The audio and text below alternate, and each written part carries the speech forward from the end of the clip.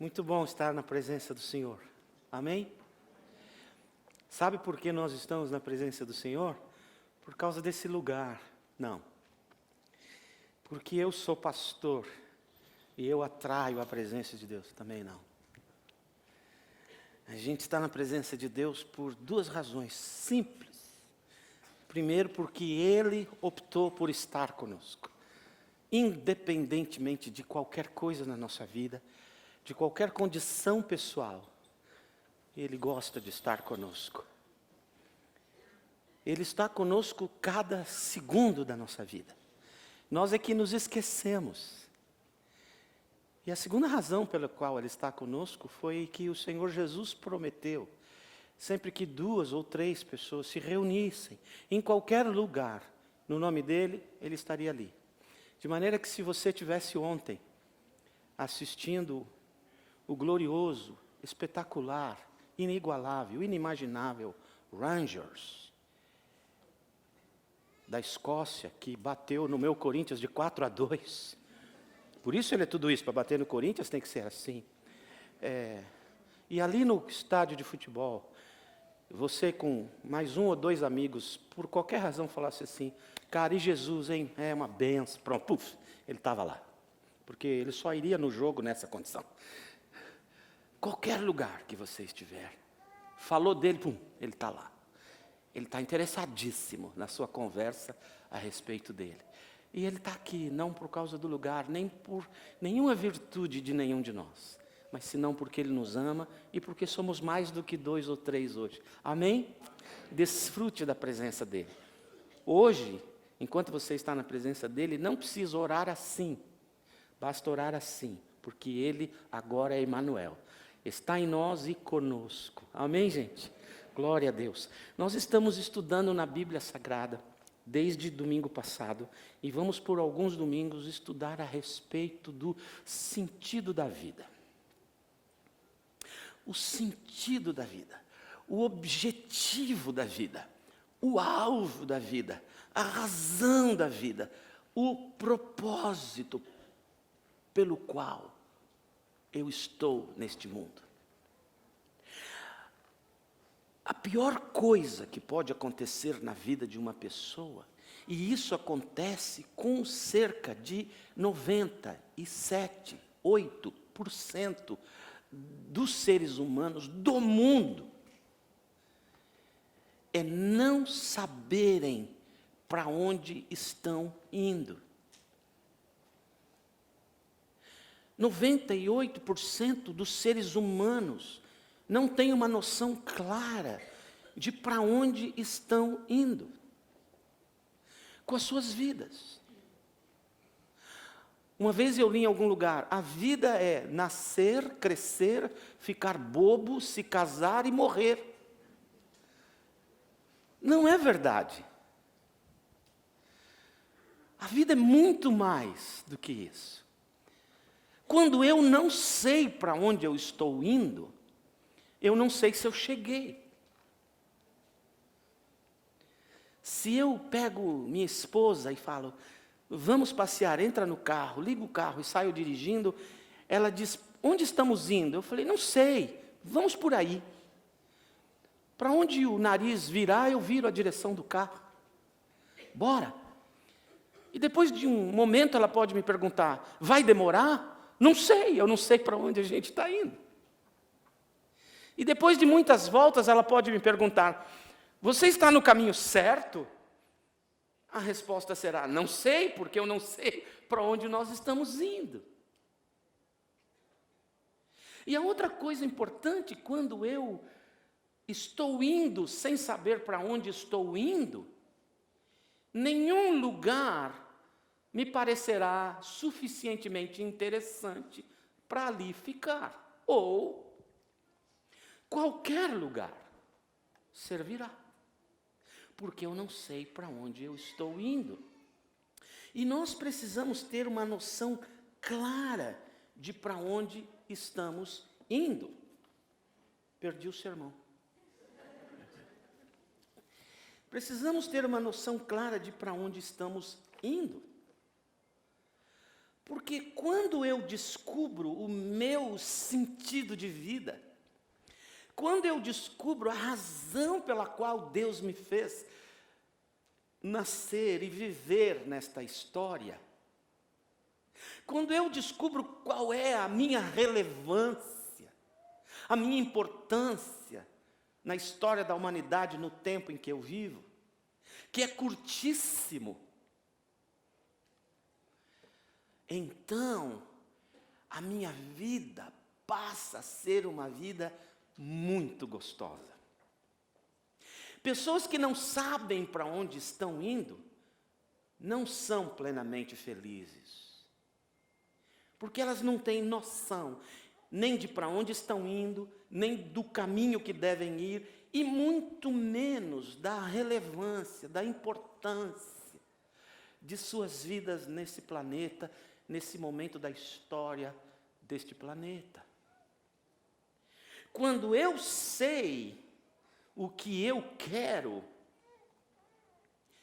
e eu devo querer aquilo que Deus quer para mim, então eu sei avaliar, qual o caminho que eu devo usar para lá chegar. 2, as coisas passam a ter valores diferentes. Quando eu sei qual é o meu sentido de vida, qual é a minha direção, qual é o meu propósito, qual é o sonho que eu quero realizar, eu começo a perceber coisas que valem e coisas que não valem a pena. Eu começo a perceber, quando eu tenho este sonho, eu começo a perceber as coisas que me ajudarão, as coisas que me potencializarão, as coisas que me impulsionarão no alcance da realização dos sonhos de Deus para a minha vida e dos meus próprios sonhos. Há um personagem na Bíblia que nos dá várias dicas de como chegarmos lá. Abre sua Bíblia no Novo Testamento, quase perto do Apocalipse, no livro de Hebreus, capítulo 11, versículo 23 em diante. Hebreus, capítulo 11, versículo 23. Hebreus 11, 23.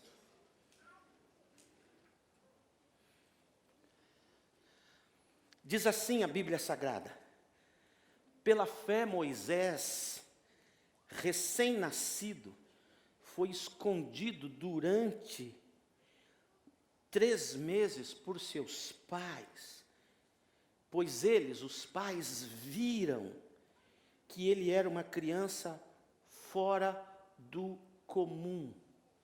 As traduções antigas falam que ele era muito bonito. E não é verdade, porque toda criança quando nasce tem cara de joelho. Não é bonita. Bonita aos olhos dos pais, né? Das avós também. A palavra em hebraico, quando Moisés nasceu, os pais perceberam que algo estava sobre ele. Algo de Deus estava sobre ele. Alguma coisa específica, um propósito de Deus estava sobre esta criança. Continuando. E não temeram o decreto do rei, que tinha mandado matar todas as crianças, meninos, ao nascerem. Pela fé, agora Moisés já adulto, recusou ser chamado filho da filha de Faraó, preferindo ser maltratado com o povo de Deus a desfrutar os prazeres do pecado durante algum tempo.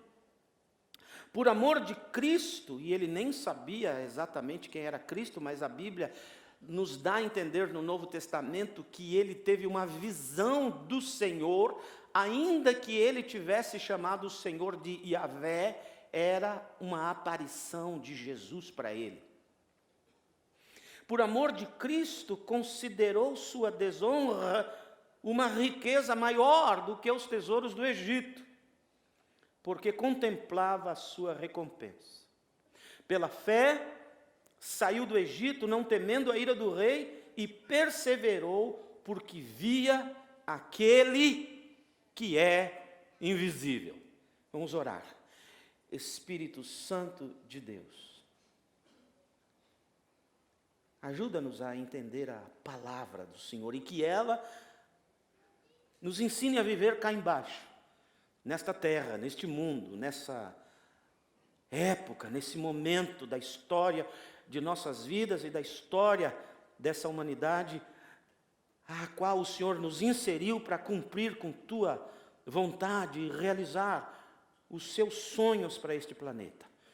Nos abençoe no entendimento disso, no nome bendito e forte de Jesus. Amém. Amém? Eu oro a Deus para que você tenha uma noção muito clara da sua importância.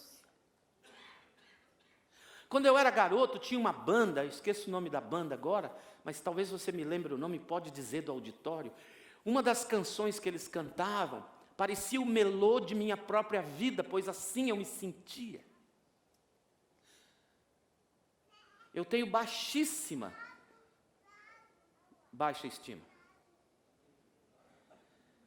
Eu tenho baixíssima autoimagem.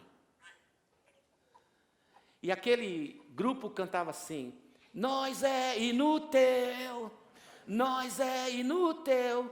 Eles cantam, como era o nome dessa banda? Ultraje a rigor. Aquilo era um ultraje a rigor na minha vida. Mas era bem como eu sempre estivera me sentindo. O que eu estou fazendo aqui? Para que eu sirvo? Para nada. Eu tinha e tenho enormes complexos.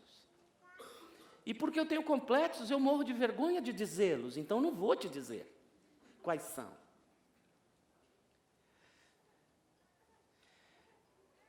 Eu vivi assim durante muito tempo, porque eu não tinha noção de quem eu era. E a única possibilidade de você encontrar exatamente a noção correta de quem você é neste mundo não será olhando para as pessoas ao seu redor, porque elas podem estar te julgando de maneira errada. Ainda que o seu comportamento denuncie muito do seu caráter, você precisa olhar para cima, porque só encontrando o Senhor você terá a exata noção de quem você é neste mundo. É encontrando o Senhor quando eu poderei ter uma noção exata de quem eu sou. E eu descobri que eu não sou inútil, que eu sou útil. Todos nós temos nas mãos do Senhor uma utilidade para a qual Ele nos construiu neste mundo e nos colocou aqui. A Bíblia Sagrada fala que Deus distribuiu dons, talentos, capacitações, jeitos de ser, personalidades, temperamentos, para cada um de nós, fazendo-nos pessoa única no mundo. Sua impressão digital é única em mais de 7 bilhões de seres humanos, sem falar quem já partiu. Não tem uma igual, porque você é absolutamente único. A Bíblia Sagrada diz no Salmo 139 que o Senhor te conheceu quando você era uma substância ainda informe no ventre de tua mãe. Ou seja, antes de encontrar o lugarzinho certo e formar o óvulozinho, Ele já te conheceu. A Bíblia diz que o Senhor te teceu e entreteceu de maneira espetacularmente, assombrosamente maravilhosa. E você é campeão, você é campeã. Você participou da maior e mais incrível maratona do universo. Você correu junto com outros 100 milhões de concorrentes e você chegou lá primeiro. Você é importante. Eu espero que Deus tenha dito para você para que você veio a esse mundo. Se não, pergunte para Ele. Deus tem um sonho dele para você e deseja que você tenha os seus sonhos e que estes sonhos se harmonizem com os sonhos dele neste mundo. Moisés sabia. Os pais, ao nascer essa criança, perceberam: algo de Deus está aqui, nós devemos preservá-lo. O faraó disse: toda criança que nascer do sexo masculino, e naquele tempo não tinha problema de identidade de gênero. Não havia essa confusão, nasceu com pingolinha menino, nasceu sem pingolinha menina. E o Moisés nasceu com pingolinha menino, pronto, resolveu. E esse negócio de identidade de gênero é uma loucura, porque se a gente só puder definir o gênero de uma criança aos 6 ou 7 anos, então devia nascer sem nada, e aos 6 ou 7 anos, bluf. Deus é mais simples. E aí mandaram matar o Moisés, mas o Moisés não foi morto, porque os pais viram nele algo de Deus.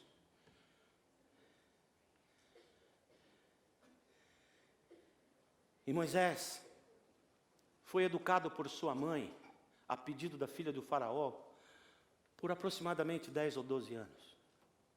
E ele conheceu tudo o que podia conhecer da palavra de Deus. E quando era criança, ele já tinha uma noção de quem ele era. E quando foi grande, ele tinha noção clara de quem ele o seria. E mesmo com os desvios de rota e as pisadas no tomate, porque ele se tornou um assassino. Ele era bom, ele lutava WWE naquela época. Ele era grande, ele era forte. A Bíblia Sagrada diz que Moisés foi treinado em pós-doutorado em toda a ciência do Egito. O Egito entendia de leis, quem estuda leis, estuda as leis egípcias até hoje, depois as romanas e as modernas. Ele entendia de medicina, ele entendia de astronomia, de matemática, de física, de estratégias militares. Ele era um estadista, ele era uma enciclopédia ambulante, era forte, sabia lutar, era um guerreiro. E ele matou um cara com as próprias mãos, ele pisou no tomate. Mesmo com todas as pisadas, não se perdeu nele o propósito de Deus para a vida dele. Moisés estava sendo levantado nesta terra para ser um libertador do povo de Deus. E para a eternidade alcançar a vida na cidade celestial. Quando Moisés teve convicção do que Deus queria da vida dele, quem ele seria nesta terra, o Moisés aprendeu 3 coisas que eu tenho que falar em 5 minutos. Primeira, Moisés aprendeu deixar.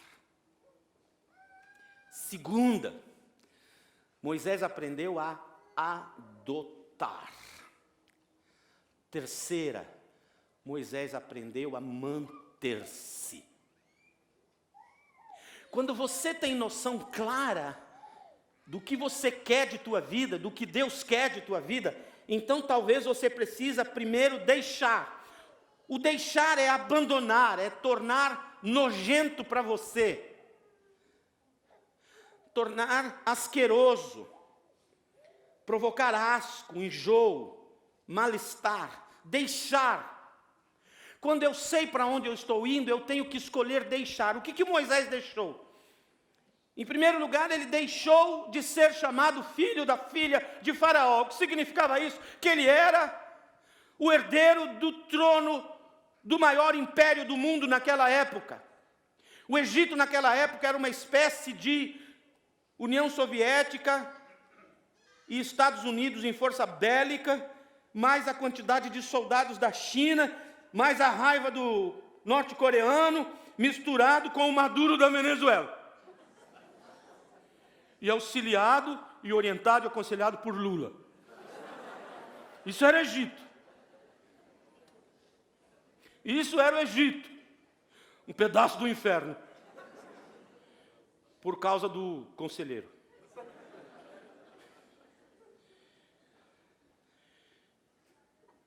ele ia herdar tudo isso. Ele se tornaria o mais poderoso homem do planeta Terra naquela época. Mas ele rejeitou ser chamado filho da filha de Faraó. Outra coisa que ele rejeitou, atrelado à primeira, ele rejeitou todo o prestígio do Egito. Por onde quer que ele andasse, as pessoas se inclinavam até o chão. Ele podia estalar o dedo e dezenas de empregados, de escravos, estariam ali para satisfazer as suas vontades. Ele entrava em todos os eventos da sociedade sem pagar ingresso, porque é rico e famoso é assim, já tem muita grana, já é famoso e não paga ingresso em lugar nenhum. Ele dava autógrafos, ele tinha um prestígio enorme, ele rejeitou tudo isso. Outra coisa que ele rejeitou o poder que ele tinha naquele momento já, sem falar do poder vindouro. Mais do que isso, ele rejeitou toda a riqueza e todo o conforto do Egito e preferiu andar no deserto por 80 anos. 80 anos. Eu tenho 62 e a Bíblia Sagrada diz que a gente vive até os 70. Os que são mais robustos, até 80, mas é canseira e reclamação. E eu tenho uma raiva desse texto da Bíblia que você não tem noção. Sabe por que eu tenho raiva desse texto? Porque se for até os 70, me sobraram 8. Só 8 verões.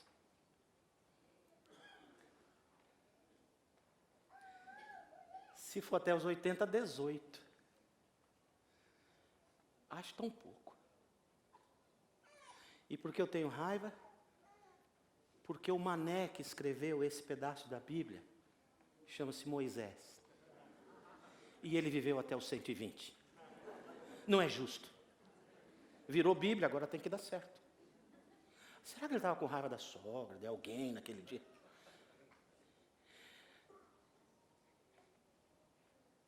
Ele preferiu ficar 80 anos no deserto. Ele preferiu, em vez de ser dono do mundo, ser escravo da humanidade. Por que ele deixou tudo isso? Porque ele sabia que se ele não abrisse mão, se ele não se desvencilhasse destas coisas, ele não chegaria lá. Deixa-me dizer uma coisa para você. O que é que você tem noção absoluta de que Deus deseja? Abandone, senão você não chegará lá, e você insiste em não abandonar.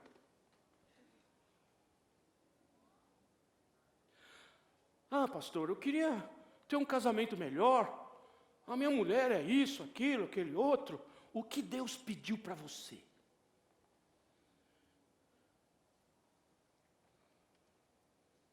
Não tente mudar ninguém. É impossível. Mude você. Ore para Deus mudar, mas você não deixa, não consegue mudar. Há certas coisas no teu casamento, marido, hoje é do dia dos maridos, que Deus já deixou claro para você parar com isso.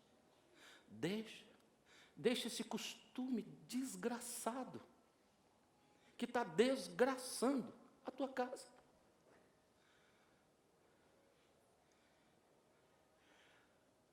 Talvez você tenha que deixar este grupo de amigos que você tem. Não precisa desprezá-los, mas não ande mais. Tua mulher, tua casa é mais importante do que o teu grupo de amigos.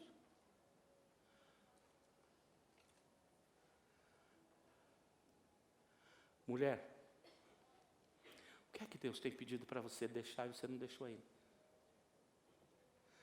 Deixar de reclamar na orelha do teu marido assim que ele entra. Deus já falou para você, dá 5 minutos para a antagônica pessoa que é seu marido. E você tagarela. O que é que Deus... Jovem, o que é que Deus pediu para você? Larga a mão disso, senão você não vai alcançar o seu sonho. Você não vai chegar lá. Você quer ser um bom jogador de futebol, um bom atleta, um bom musicista, um bom ator de teatro? O que você quer ser? E vai continuar nessa maresia de vida. Não vai fazer nada. Larga. Há coisas que precisamos deixar. Deixa de uma vez. A Bíblia diz que quando Moisés deixou, não foi deixou e segurou na pontinha. Ele deixou. Você sabe bem qual é a garota que Deus apontou para você se casar com ela? Pô, deixa as outras. Harém era só no tempo de Davi.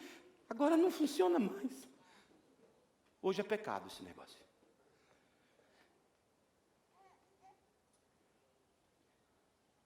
Quer tirar boas notas? Deixa a preguiça. Vai estudar. Vai ler. Quem não lê se torna escravo, servidor de quem lê.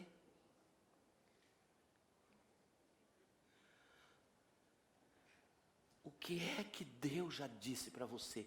Deixa, mas você insiste em manter com você. Um vício, um estado nervoso, amigos. Não, mulher, não deixa teu marido não. Levanta as mãos, dá glória a Deus, fica com esse mesmo.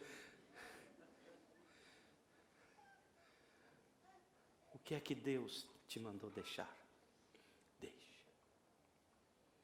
Segundo, ele adotou. O que ele adotou? Ele adotou 3 coisas. Primeiro, ele adotou o que Deus queria para ele. Ele adotou os sonhos do Senhor como seus próprios sonhos.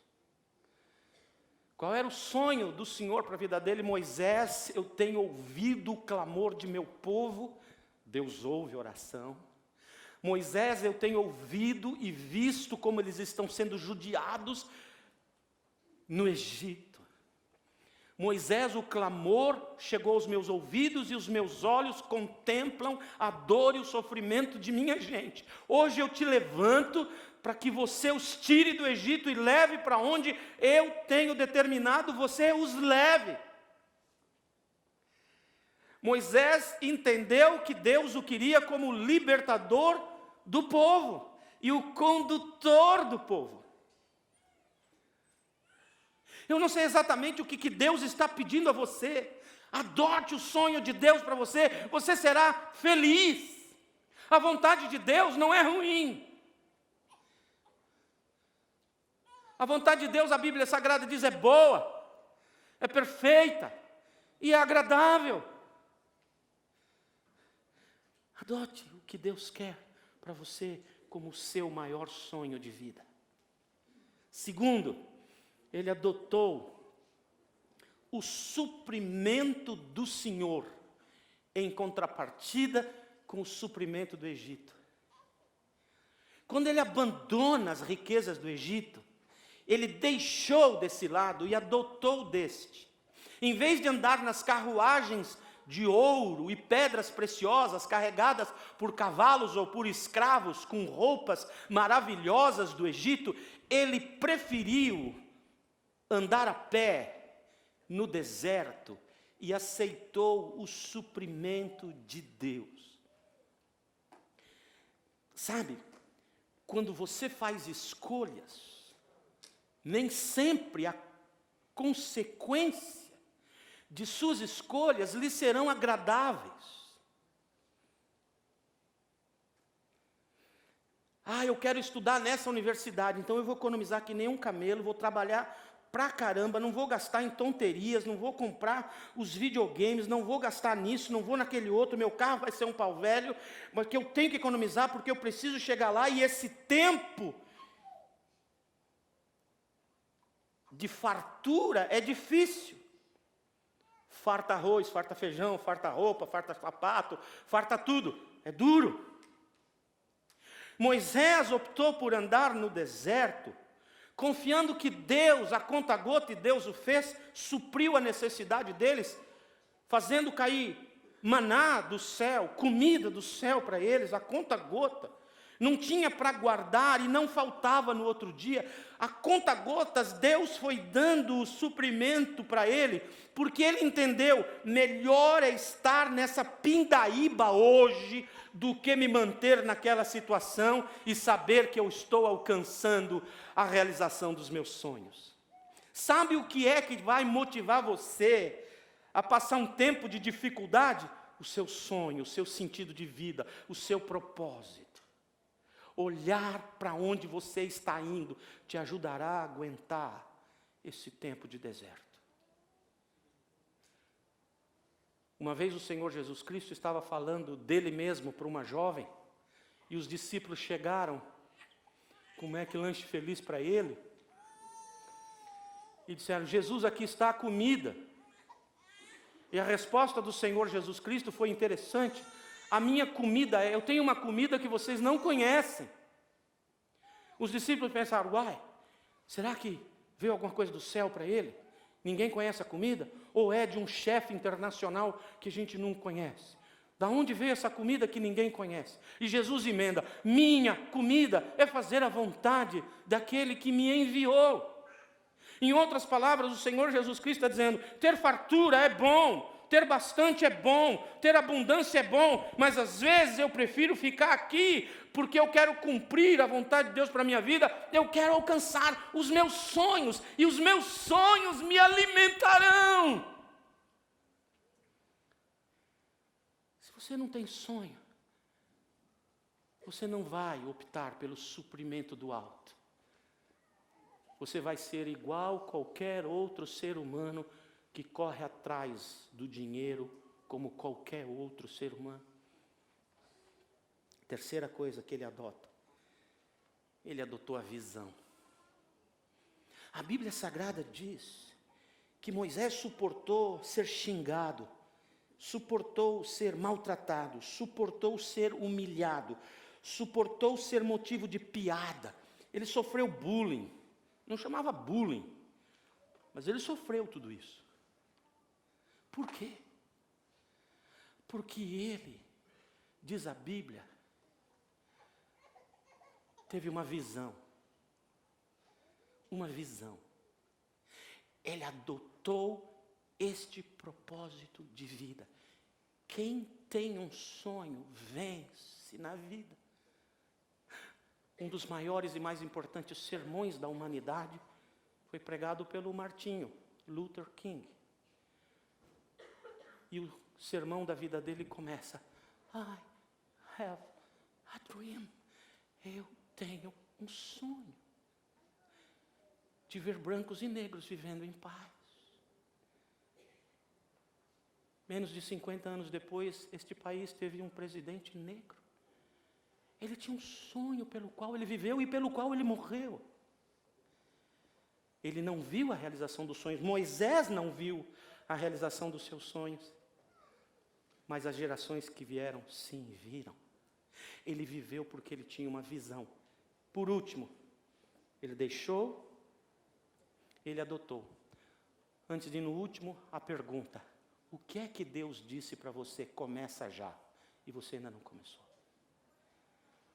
Que desculpas você tem dado? Não tem tempo, não tem dinheiro, não consigo, não deu, meu chefe não deixou, meu marido não deixou, minha mulher não deixou, meus pais não deixaram, meus filhos me incomodam. Qual é a sua desculpa para não fazer, não adotar o que Deus mandou você adotar? Tem um ditado popular que diz: o inferno está cheio de boas intenções. O cemitério também. Adote, agregue, comece, tome para si, tome a responsabilidade do seu sonho, vai à luta, não culpa os outros. Essa semana encontrei uma pessoa no Cáustico, e ele disse para mim: não vou mais na sua igreja por causa de algumas pessoas da sua igreja. Eu falei para ele assim: é verdade. Na minha igreja tem algumas pessoas. Infelizmente, o privilégio não é só meu. Vá em qualquer igreja dessa cidade e você vai encontrar algumas pessoas. Agora, posso te dizer uma coisa? Ele disse sim. Eu falei, coloque amor nas minhas palavras. Se naquele lugar Deus tem te abençoado e você não está indo por causa de algumas pessoas, não passa de uma desculpa esfarrapada para não fazer o que Deus quer que você faça. Eu não venho na igreja por causa de pessoas, venho na igreja por causa do meu Senhor. Tem gente aqui que já me machucou? Não posso dizer, mas eu venho por causa do meu Senhor.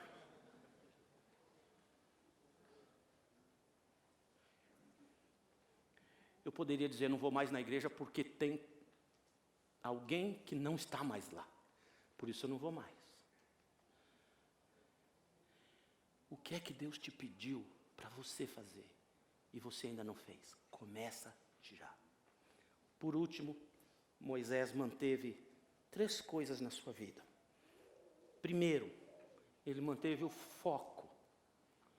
Ele olhou para o invisível como quem vê. A Bíblia diz que ele viu o invisível. Ele focalizou naquilo. A palavra focalizar significa manter-se inabalável.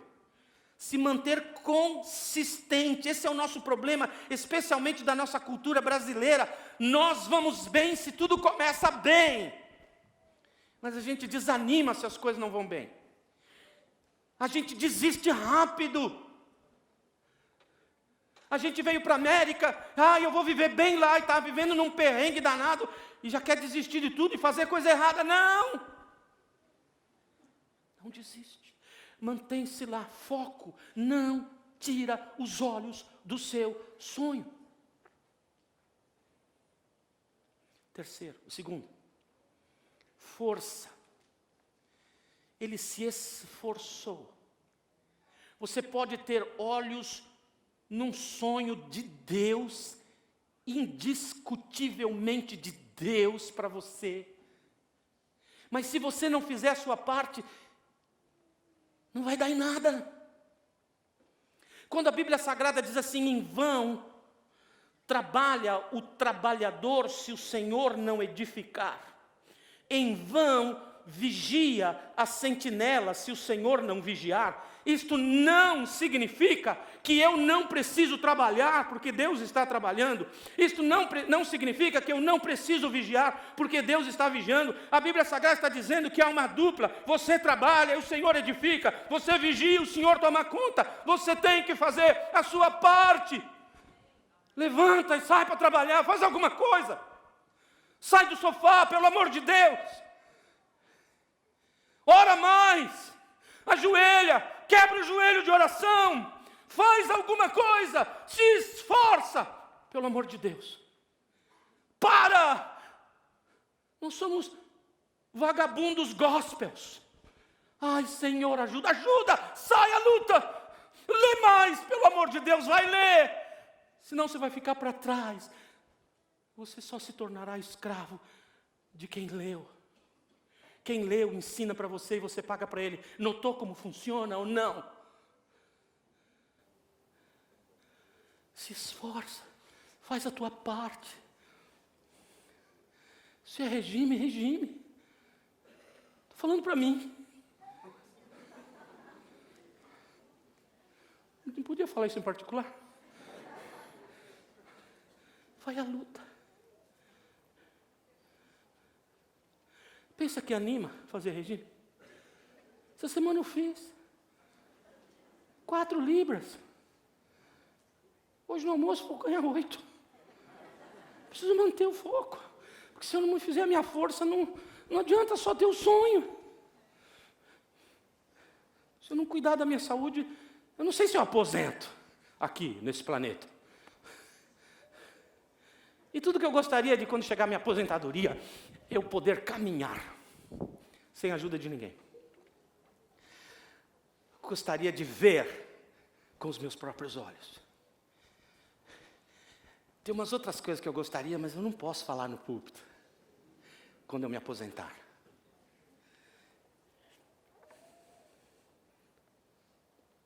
Se esforça, Pelo amor de Deus, para de ser mole. Mente fraca. É tempo de fazer força e correr atrás do sonho. Terceiro, fé. Eu preciso ter foco, não perder a visão.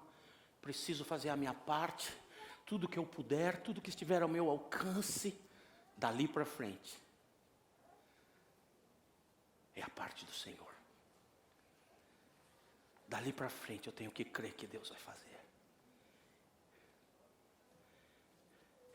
Se Deus me mandar ser honesto neste mundo, e Ele já mandou todos nós. Se Deus me mandar ser honesto neste mundo, eu não posso perder o foco. Eu vou me esforçar com todas as forças para ser. E se nada mudar ao meu redor, é tempo de fé. Continuarei por fé. Continuarei por fé. Mesmo que os meus olhos carnais não vejam as mudanças aqui, eu não vou perder a visão da visão. Do sonho, do destino, do sentido, do lugar, do endereço, do propósito de minha vida. Seguirei me esforçando, até que o meu corpo não aguente mais os convites da graça e tenha que partir. Eu continuarei me esforçando. E por fé, eu alcançarei o que Deus quer que eu alcance.